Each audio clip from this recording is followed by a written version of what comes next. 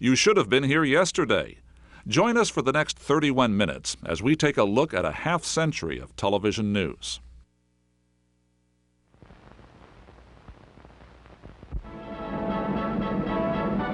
The makers of Camel cigarettes bring the world's latest news events right into your own living room. Sit back, light up a Camel, and be an eyewitness. It was half a century ago, the first black and white flickering of television news. The Camel News Caravan presents Today's News Today. Produced for Camel Cigarettes by NBC. Ladies and gentlemen, a good evening to you. Out in Korea, American Sabre jet fighters have won the biggest air battle of the Korean War, shooting down a half-dozen Russian-made fighters. No losses, no damage to the Americans. He was John Cameron Swayze anchoring the Camel News Caravan, the 15-minute nightly news of its day on NBC, December 22nd, 1950. And the UN rushes more badly needed reinforcements into the fight. Just in from Signal Corps frontline cameramen, these late films. In Korea, there was a war, and television's first pictures of war. In Europe, Berlin, there was a new Cold War. By erecting barricades of wood, steel, and pipe, the East Berlin communists are blocking off the main streets leading from the American to the Russian sector in the very heart of the city. It's a new test of Western patience in Europe's war of nerves. Television news film offered little more than what could be seen in newsreels and movie theaters. Well, let's hopscotch the world for headlines now and start in Pittsburgh, Pennsylvania. They had quite a fire in Pittsburgh today. In 1950, not only was network television news primitive, so was the ability of those in public life to use it. Mr. Secretary, what did you tell the Congressional Committee about atomic defense?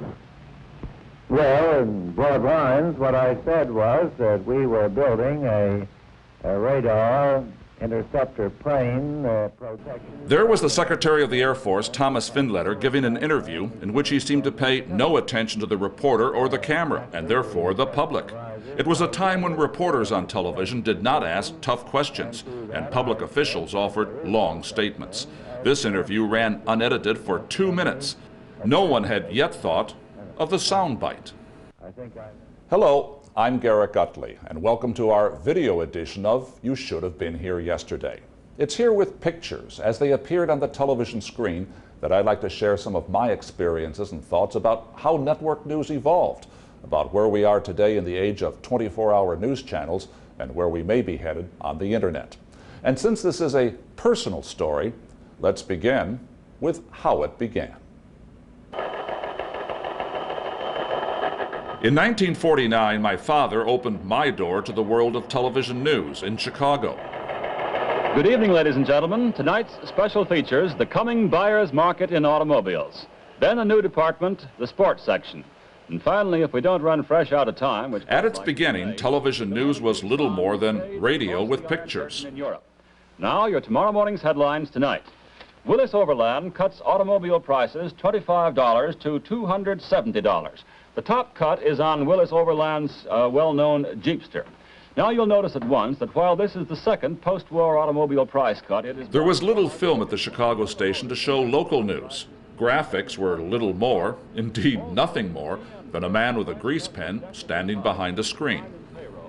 Under a contract that GM had with the union. If television news looks a lot different today, some things have not changed. One is the power of personality, of credibility. Who is speaking and reporting to you? Do you believe him or her? A second is the power of networking. Individual stations joining a larger network to create a central nervous system of communication for an entire nation. Philco Corporation is proud to introduce to all America the new 1953 Philco television. In the early 1950s, the television set became a valued piece of furniture, the new centerpiece of the American home. By far the finest television receivers the industry has yet produced. The first high-fidelity television set ever built for the American public. The 1952 political conventions in Chicago were the first to be seen on television sets coast to coast as they happened. Michigan casts 40 votes for Governor Stevenson. In the 1950s, the political process, which had been largely conducted out of sight in smoke-filled rooms, was now there in the living room, the first electronic glimmers of news as live drama. Back in 1848, as you know, Karl Marx wrote the Bible of the Communist Party. Live coverage of the Army McCarthy hearings riveted viewers. Senator Joseph McCarthy was performing on an electronic stage he could only have dreamed of. There is no remote possibility of this war which we're in today, and it's a war which we've been losing, no remote possibility of this ending except by victory or by death for this civilization. McCarthy didn't realize that his very exposure on television would contribute to his downfall. And then there was November 1963, as the nation gathered again in front of the electronic hearth to witness the death and mourning of John F. Kennedy.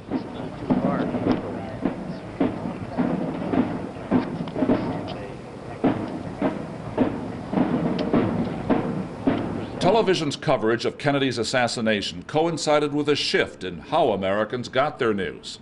In 1963, for the first time, more Americans said they looked to the television screen for news than to radio or newspapers. One reason was the launch, in September 1963, of the evening half-hour network news programs. Walter Cronkite on CBS and on NBC. Chet Huntley, NBC News, New York. And David Brinkley, NBC News, Washington. And here is the news. What made the half-hour programs an immediate success was not their increased length, but the dramatic events of the 1960s. Chet? There was another outbreak of violence between Negroes and whites today in St. Augustine, Florida. Here is our reporter Charles Quinn at the scene. This quiet, pleasant beach with its gentle surf has become a major battleground in the civil rights struggle here. Every day or so, integrationists gather at their headquarters in the Negro section of the city for the short trip to the ocean. The Florida Highway Patrol, supported by local police, was out in force today. So were white segregationists. NBC and CBS now had the money as well as the time to mobilize their growing teams of reporters and camera crews. The battle was far from over. The Negroes returned in the afternoon. The whites were waiting, then they charged. On this program in June 1964, the report on a protest on a Florida beach was followed by the story of white civil rights volunteers in Ohio being trained to protect themselves when demonstrating with blacks in the South. And we want to get used to this, used to people jeering at us, and we also want the white students who are playing the mob to get used to saying things, calling out epithets, calling people niggers and nigger lovers.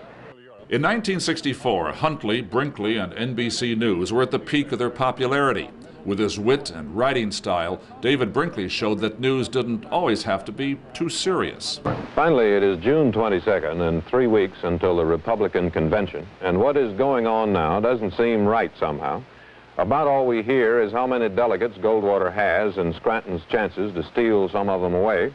It is like some kind of elaborate bingo game, with Goldwater having already covered all of the numbers on his card and is now waiting around to collect his Cupid doll and Indian blanket. There's not much talk about platforms, Cuba, high taxes, debt, or any of the other things we're supposed to be so worried about. Instead, Scranton has been cruising around in a rented airplane trying to see which of Goldwater's delegates are too hard to move and which ones are soft enough to pick, as though he were thumping watermelons. It is all very mathematical and precise. A political campaign run with adding machines instead of hillbilly quartets, fish fries, or high school bands. There isn't even any good name calling. NBC allows a reasonable expression of opinion on this news program, and my reasonable opinion is that a campaign like that is not much fun. Good night, Chet. Good night, David, and good night for NBC News. In 1964, the news was changing and troubling. It was not only civil rights demonstrations and urban riots that dominated the evening newscasts. There was also Vietnam, a defining moment for television journalists and viewers. And it was there, as a young 24-year-old novice foreign correspondent, that I entered the picture. This is Dan Phuc Outpost, just 5 miles from the Cambodian border. It's a new post built especially for a new and growing problem in South Vietnam: the infiltration of Viet Cong guerrillas from Cambodia. In the early months of the Vietnam War, television reporting was done by a correspondent with a tape recorder and a cameraman with a small silent camera.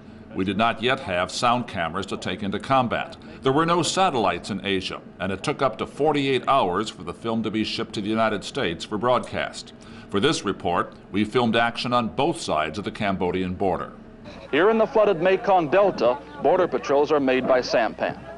Men and weapons are loaded into the unsteady boats. About 100 Vietnamese and their American advisors go out on the patrols. It's a slow and dangerous operation. The patrols move cautiously across the fields, constantly on the lookout for mines hidden by the Viet Cong in the reeds. The high reeds also provide good ambush positions for the Viet Cong. These patrols are as frustrating as they are dangerous, for it is almost impossible to catch the Viet Cong. When government troops surprise the communist guerrillas, the guerrillas usually turn and run back across the border into Cambodia. They can chase the Viet Cong up to the border, but when they do, they are shot at from Cambodian border posts.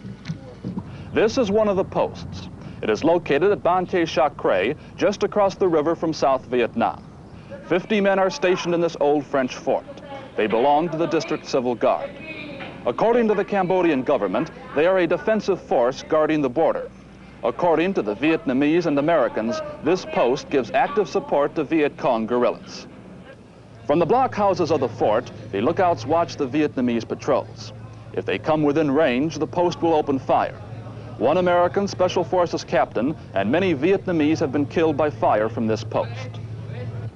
When a patrol runs into an ambush, the 105 howitzers back at the base start firing their shells along the Vietnamese side of the border. The artillery barrage is supposed to keep the Viet Cong from escaping to the safety of Cambodia, while preventing reinforcements from crossing into South Vietnam. This is how it looks from Cambodia. The artillery barrage comes right up to the border. Mortar and 105 shells fall within a few yards of the river. It's very precise firing. When the bombardment starts, the villagers in Ban Che Sac Kre race to their bomb shelters. For them, border skirmishes are a common occurrence. In the safety of the blockhouses, the Cambodian border guards laugh and joke as the shells explode. The shells are landing on the other side of the river, and they feel safe.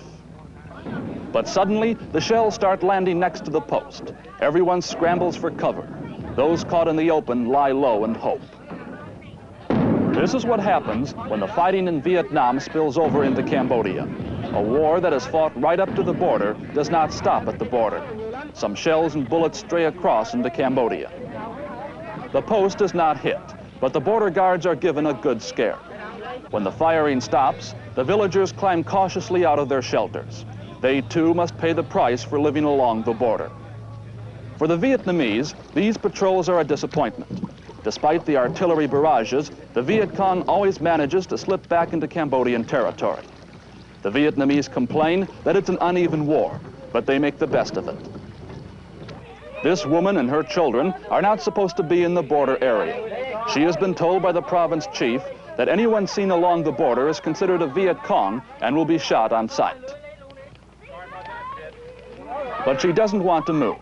Her husband was killed a few days before by the same government patrol. She agrees to leave only when the American Special Forces captain tells her that her house is going to be burned. If they wish, mother and children will be resettled in a government-controlled village. As they leave, their house is set on fire. Despite the power of these pictures, there was something missing. Without a camera that could record sound, we could not interview the woman whose house was being burned, nor record the debate between the South Vietnamese commander, who said the house should not be destroyed, and the American advisor who insisted that it would be. Even on television, pictures could never be more than part of the story. Still, a new and serious journalistic question was being raised by our coverage of the Vietnam War. Were we the reporters in Vietnam, or was the camera the reporter, and we mere caption writers for the pictures? From the 1960s to the 90s to today, the story of television news has been to a large extent the story of the growing role and impact of new technologies and how they have changed broadcast journalism and reporting itself. In 1962, viewers in the United States sat in front of their television sets to see a new world. Now we're waiting for a signal from Brussels via Goonhilly Downs, and for the beginning of the first Eurovision program beamed live to America. The program is ready to start, Mr. I can now see Big Ben on our monitors, so go, Europe, go. We'll go ahead with our program. Hello, America. Are you receiving our pictures from Europe, please? We now have Big Ben on our monitors here, Mr. Dimbleby, so go, Europe, go. Hello, North America. July the 23rd, 1962. And the time on the face of Big Ben in the heart of London at this very moment, little less than 2 minutes to 11. This is your first view of our continent, live as you watch it at this moment, with the light burning. The Telstar satellite created live international television. It was evening in Europe as American viewers were able to visit Paris, see a steel mill in Germany, and listen to opera in Rome.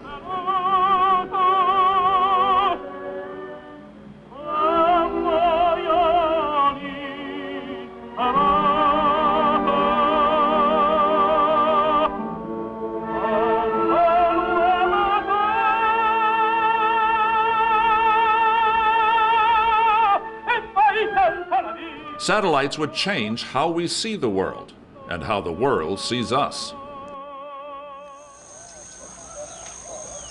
In 1985, I traveled to Belize in Central America to see the impact of satellites. There were no television stations in Belize, but television pictures had just arrived in people's lives via satellite. Illinois, and as it does so, you could get some rather severe thunder bumpers as the day wears on.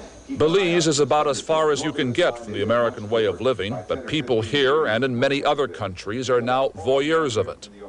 That is because satellites sending American programs to stations across the United States actually cover an area far beyond U.S. borders, including Belize. The fact is, Milwaukee, anyone can take the programs with an Earth station, and that is what Ainsley Leslie decided to do a year and a half ago. He built his own satellite dish in his backyard. Here, amid the laundry, the dogs and cats, he went into the television business. There is so much to choose from that Leslie, with his little transmitter, is broadcasting on 4 channels 24 hours a day. Why didn't you tell me about the note? Memory Lane, giant 4 record collection or 2 8-track or cassette tapes. For one thing, it keeps the children at home, you know, because they're looking on TV. Adults too, instead of just going around drinking and gambling that they used to do before, they stay at home, watch movies. For one thing, we used to have a local theater, you know, that people would go to see movies, and that has closed down too because business is very bad. What is happening here in San Ignacio in Belize is impressive technically. It is entertaining and informative. People here are now part of the global village. But all that entertainment and information is flowing one way, from the United States to here, and the impact is enormous. Belize is one of the poorest countries in the world. It has no television system of its own. Just about everything people here know about the outside world comes from an American satellite. For Manuel Medina, it has opened a door to that world. To me, I thought that this was something good, no, because we can now get to know different countries, different places which we never thought of seeing right inside our houses. Manuel Medina grew up in this house. It has no running water, no electricity, but it has a television run on batteries. If people here love what they see, their leaders often don't. Television is perhaps, in a way, more dangerous than an army of 10,000 people because it is a direct invasion into your country. Saeed Musa is a former government minister. In the long term, the impact, I think, is a serious attack on our cultural integrity as a nation, a young nation, trying to survive, trying to find its own identity. Harry, back to Wrigley Field. I got more bad news for you. Belizeans have become Chicago Cubs addicts. When the Cubs play, streets empty, activity in stores slows down, the country comes to a near standstill. It makes us a suburb of Chicago. I mean, our bodies are in Belize, but our minds are in Wrigley Field. Stuart Crone was born in the United States, is now a Belize citizen trying to produce local TV programs. We will have one world. Now, if you want one world, and if you want that world to be the United States of America, that's great. I don't want one world, and I don't want it to be the United States of America, so I'm very frightened. The key fact about the impact of satellite television is not whether it is good or bad, or both, but that it is inevitable. Tiny Belize and the rest of the world are going to have to live with that. Here's Johnny. Garrick Utley, NBC News, San Ignacio, Belize. It was fun to hear the Johnny Carson show there, where it seemed to be so far out of context until you realized it no longer was. Perhaps we've not yet created a truly global village, but we have linked villages globally, from San Ignacio to Los Angeles to Bombay to Berlin.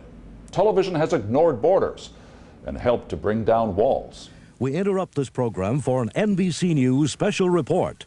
Here is Garrick Utley. Good afternoon. We have a late and really, truly a sensational report coming in from East Germany. In a news conference which ended just a few minutes ago in East Berlin, government officials announced that communist East Germany has now declared their border open with West Germany.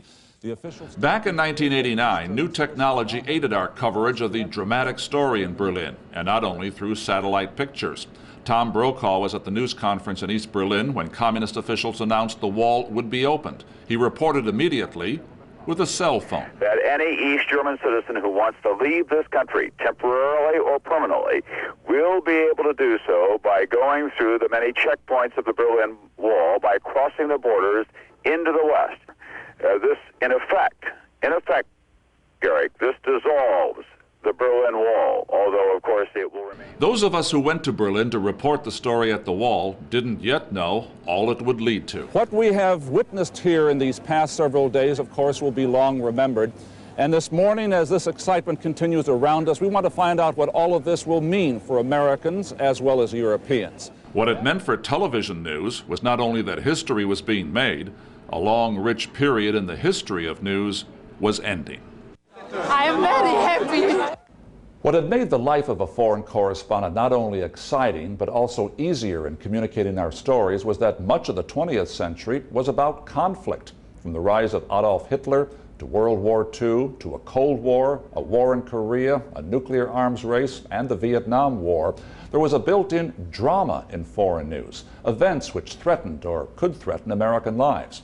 But with the end of the Cold War, where would the drama come from? And when it did come, where would people watch it? One answer came with the nighttime bombing of Baghdad in 1991. Those pictures were not seen immediately, but the reports of the network correspondents were heard until communication with them was cut. Are you hearing any airplanes? Not yet, Tom. We do not hear any airplanes yet. Another big flash on the edge of the city.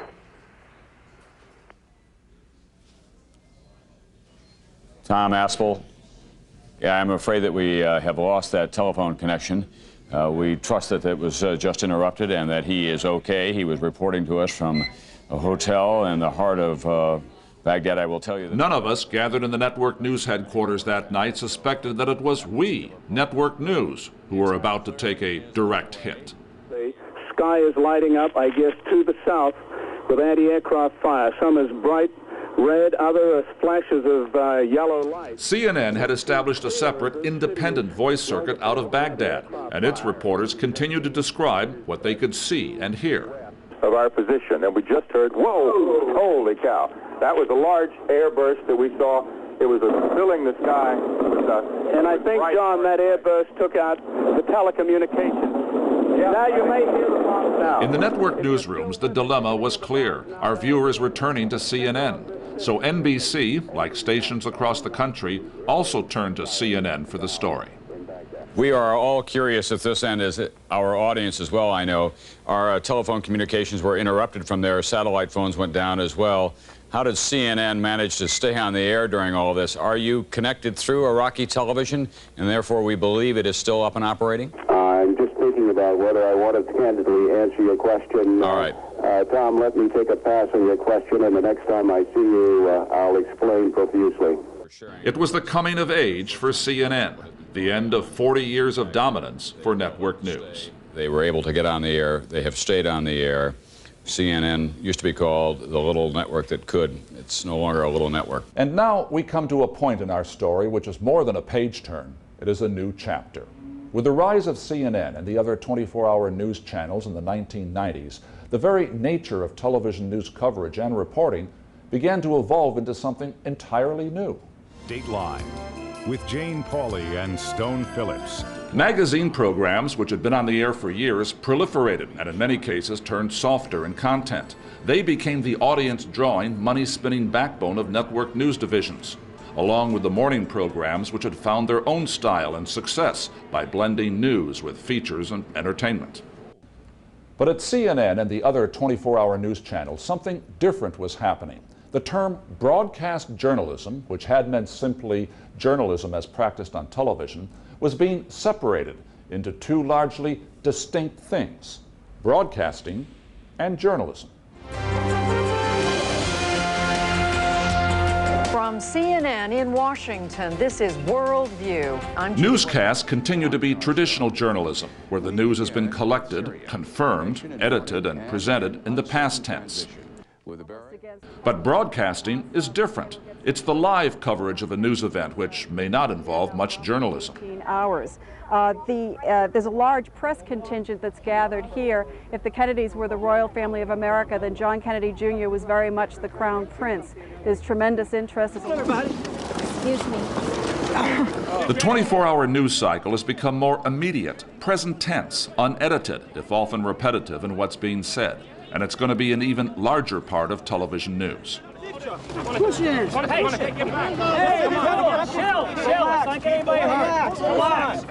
It's happening not only to fill airtime on the all-news channels, but also to offer what television's newest competitor, the Internet, cannot yet provide: being there. Leave her alone!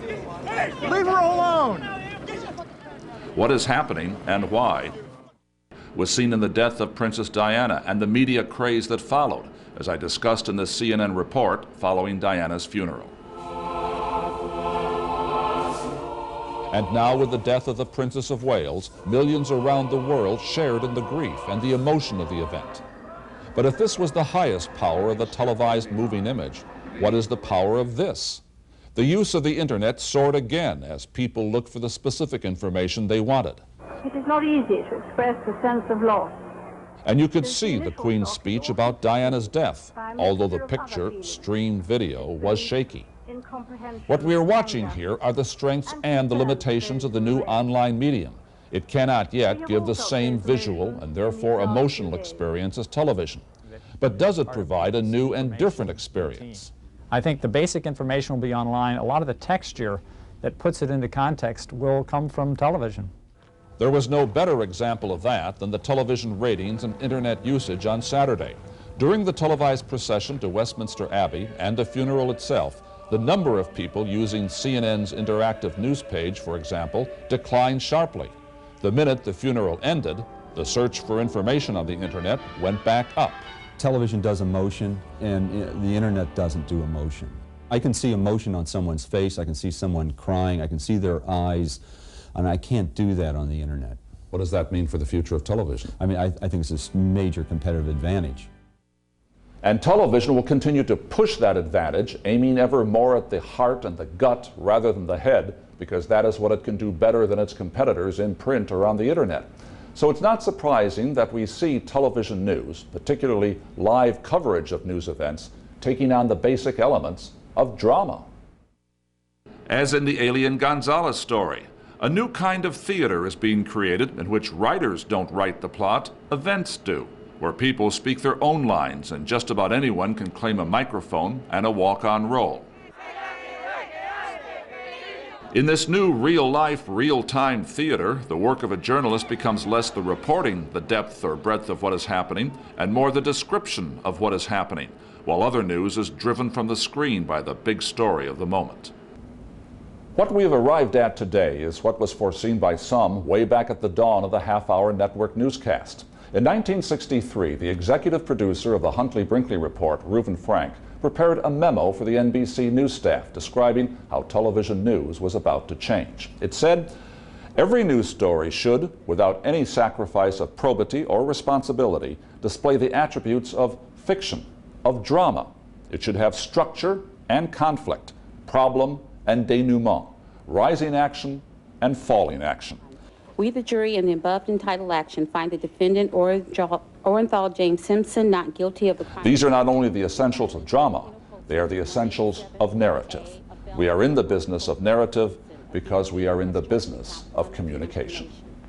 And today, we are also in the business of attracting and holding audiences in a fragmenting marketplace.